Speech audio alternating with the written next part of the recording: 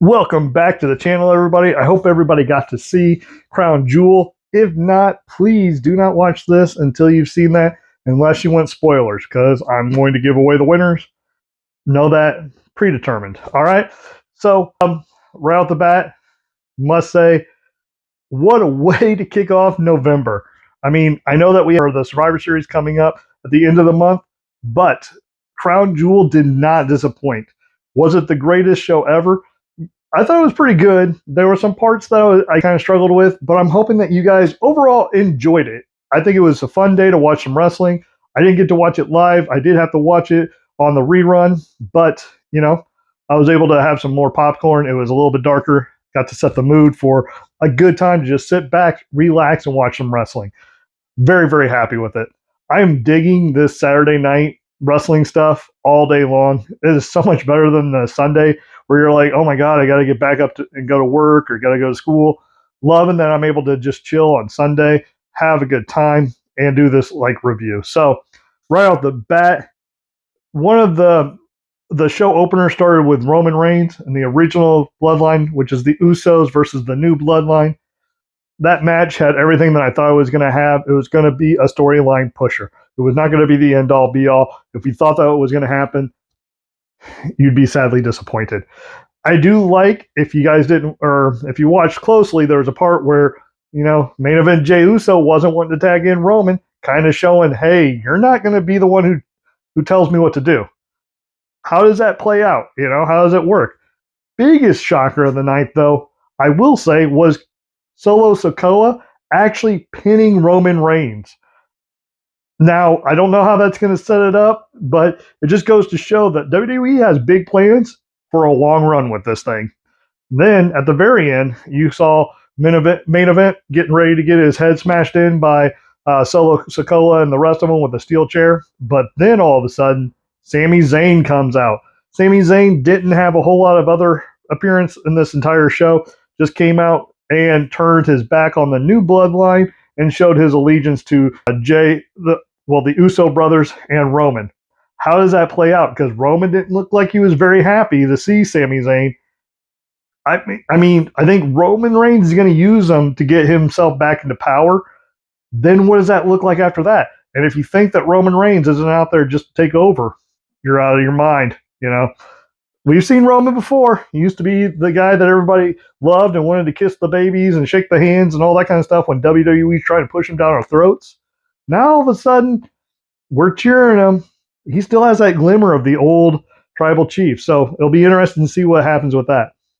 Next was the four-way women's team championship match, which, man, did they deliver. If you get a chance, I'm not sure if you're a fan of watching female wrestlers, but this match had some really good highlights. One of the ones that I really liked was when Lash Legend, Kairi Sane on her shoulders, threw her up, and as her partner came down with her into a sitting down powerbomb.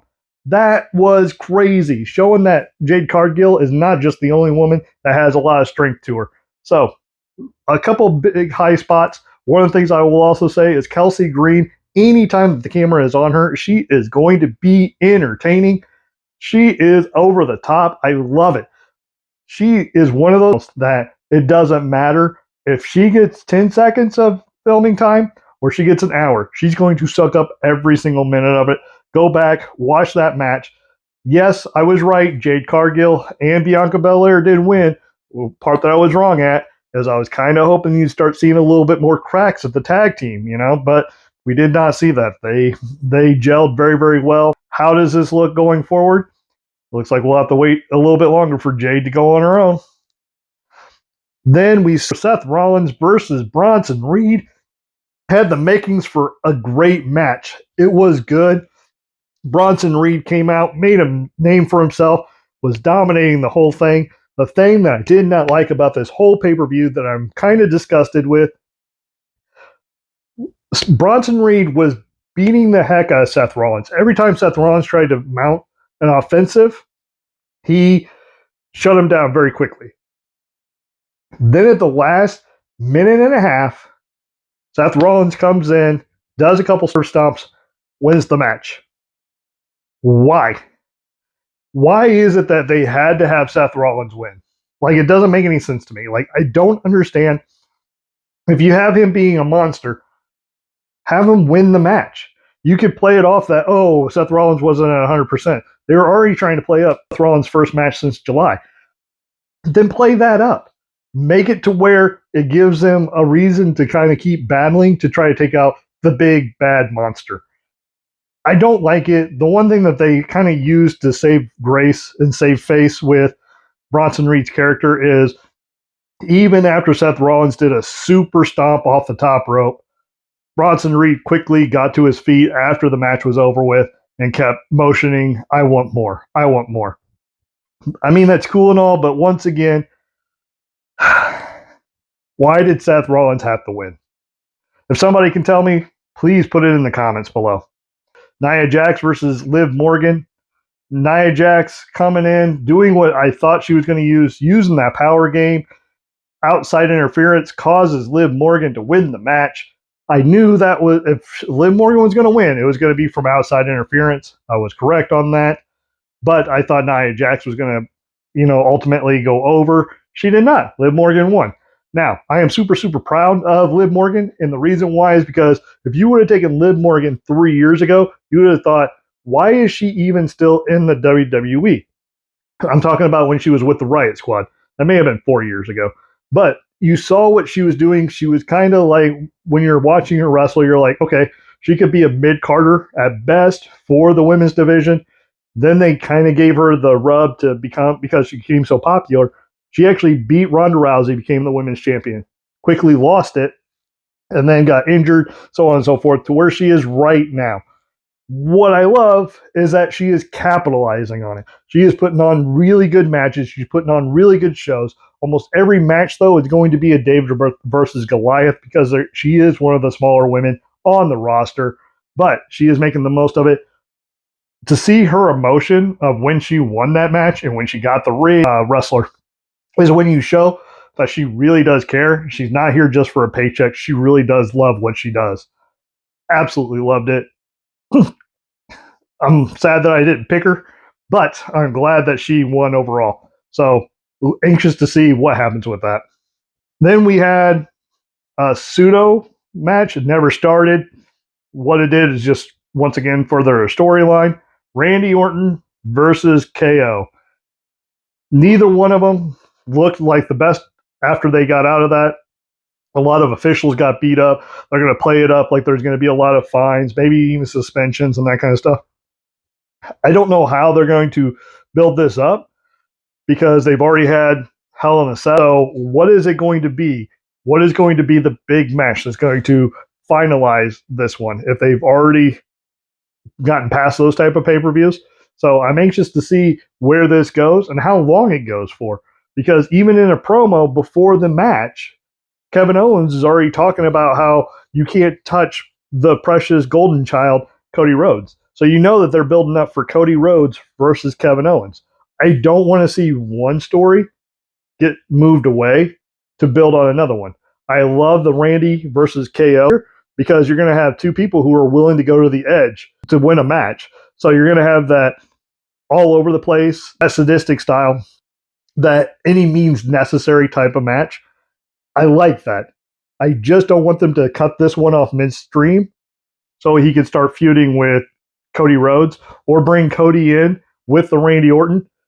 Have it be Cody versus Kevin and then Cody versus Randy. So however you want to do it. But I don't want to see them turn this into a three-way dance.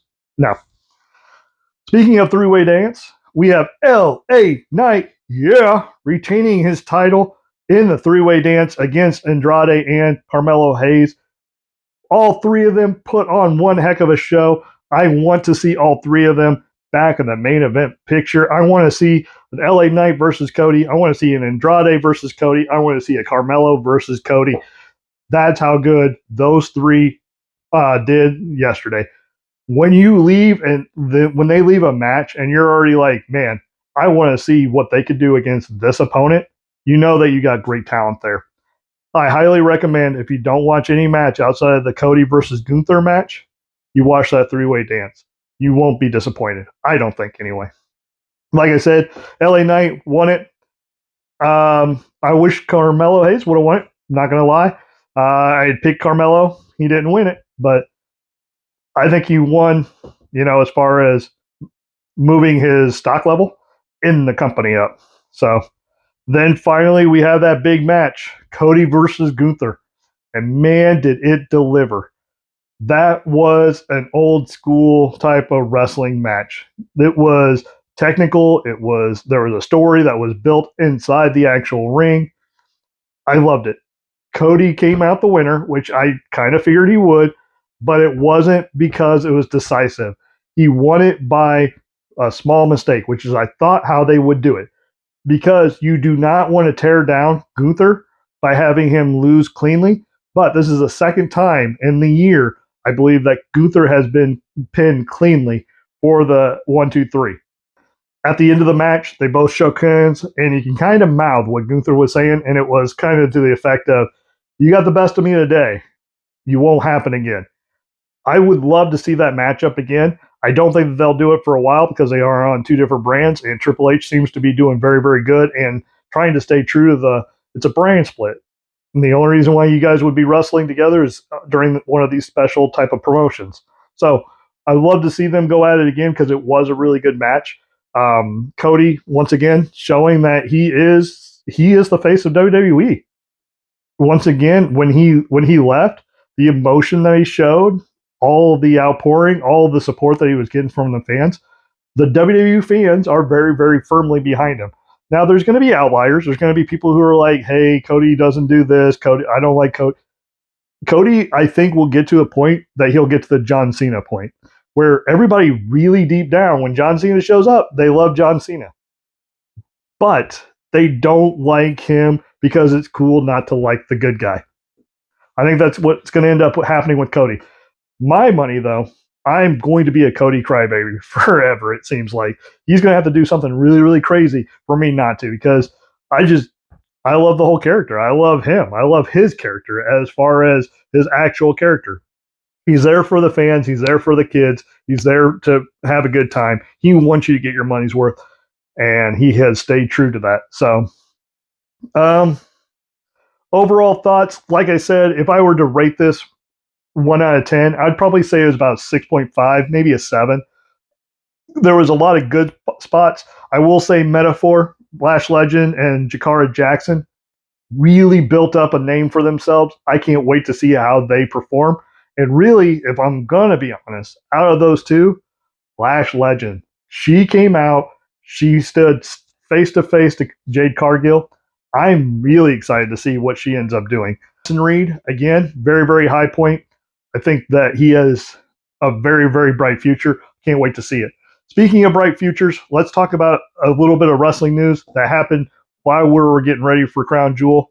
We found out that 3 people got released from WWE. That is, one, Baron Corbin. Did not see that happening because he kind of was a go-to guy for Triple H, but in the last year and a half, Triple H hasn't done anything really with him, even in NXT. So Baron Corbin is no longer with the company. I think that was he didn't want to extend his contract, so I think that was more on him. I think he's going to do huge in the independents if that's what he so chooses. I think he'll be kind of like Dolph Ziggler. I think his demand will be more outside of WWE than it was inside WWE. That's just my thoughts. Indy Hartwell, number 2 is Tegan Knox. Now, TNA, if you had to ask me right now, how do you rank the wrestling organizations? I would say WWE is number 1, obviously. Then number 2 would be TNA. That's right. TNA, Total Nonstop Action, is blowing it away. Last weekend, they had their Bound for Glory. I ended up watching the pay-per-view. I don't usually get their pay-per-views. I usually watch highlights on YouTube. Man, it was a great show. Really good. Storyline, match-wise. It wasn't like it was a big choreographed dance. If you get a chance and you like wrestling, I highly recommend that you watch TNA. If you're not, you're sleeping on some major talent that I think you'll like in WWE pretty quickly, because that's how good some of that talent is. Then I would say AEW. AEW is going to be that niche wrestling. I'm sorry. I like watching some of their matches. I do not like their storylines. I don't like some of their character builds. As far as matches go, Some of them are very, very good. Some of them are very, very hokey, and they seem like they are just choreographed, like it's a dance. And we got to wait and see this many flips. I'm not hating on AEW because it's a cool thing to hate on. It's just not my cup of tea. It's not something that I love to just sit there and watch. Now, will I watch some of their matches? Yes, some of their matches are, like I said, very, very good. But some of them are just the same thing over and over again. That's my personal take. What is your take? What do you think? Are you watching TNA? Are you watching AEW? Please comment, like, subscribe. Let me know what your thoughts were. Did you enjoy the Crown Jewel? And it's kind of rainy where I'm at here in central Illinois. Hoodie weather, so you're going to see me in a lot of hoodies. I'm sorry about that, guys. And gals. But still, we're going to have a great day. So be nice to yourself. Be nice to others. Have a good time. We're getting ready to go into Monday, so have a good work week. Talk to you later.